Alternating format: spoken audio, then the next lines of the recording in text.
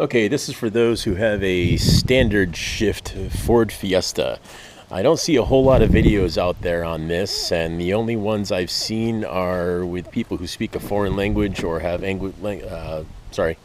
accents that are so thick that I can't really understand what they're saying. Now, from what I understand, this problem generally goes wrong with Fiestas that are 5-speed.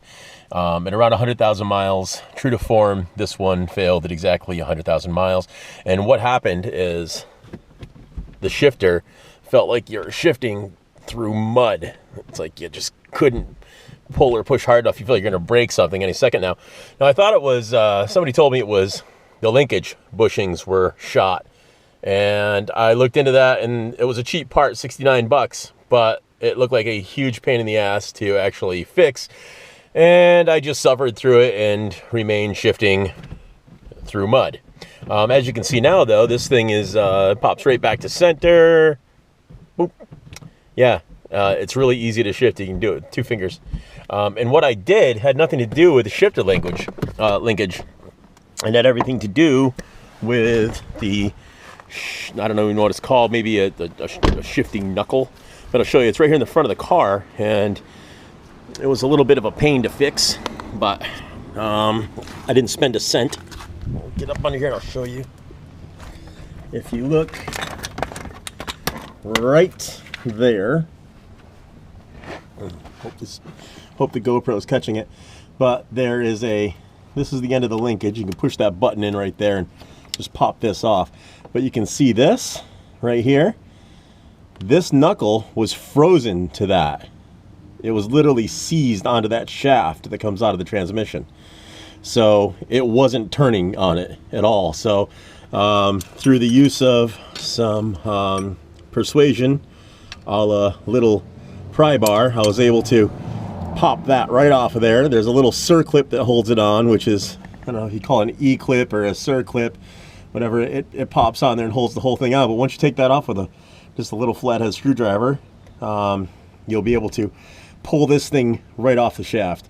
And all I did was I took a 20 gauge shotgun cleaning brush on the end of a drill and cleaned out the inside of this thing, got the rust and corrosion that was inside of it out of there, because this thing's cast iron. It rusts. You can see how rusty it is. It's just cast.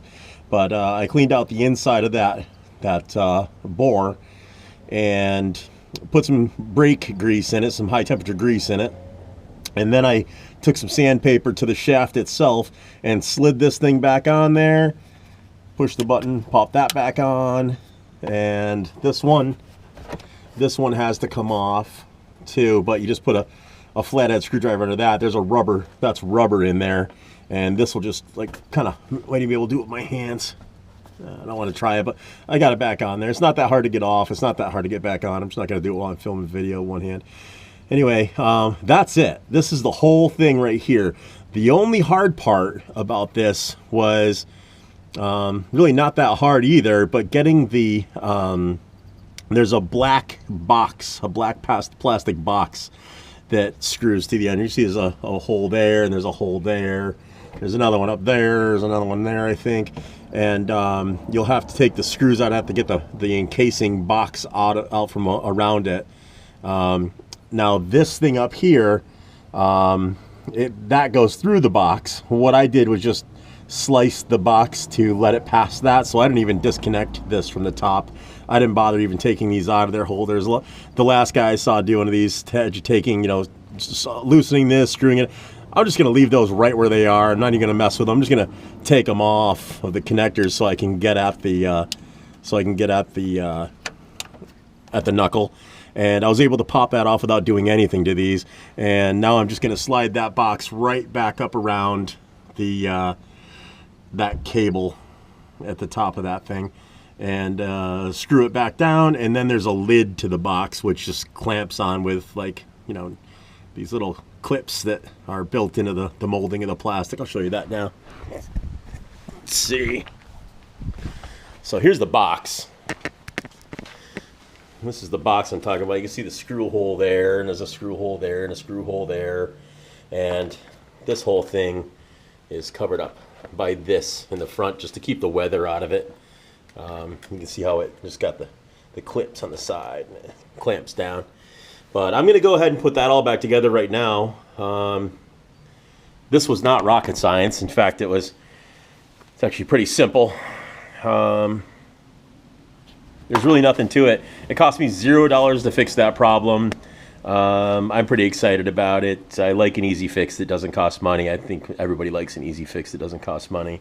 Like I said, I destroyed, I don't know if I can find it, but I did destroy one 20 gauge shotgun copper cleaning brush in the process, and then I destroyed one 20 gauge shotgun mop when I put some grease in the inside of it. But that's it. I mean, I burn through those things like crazy anyway. I've got them all over the place.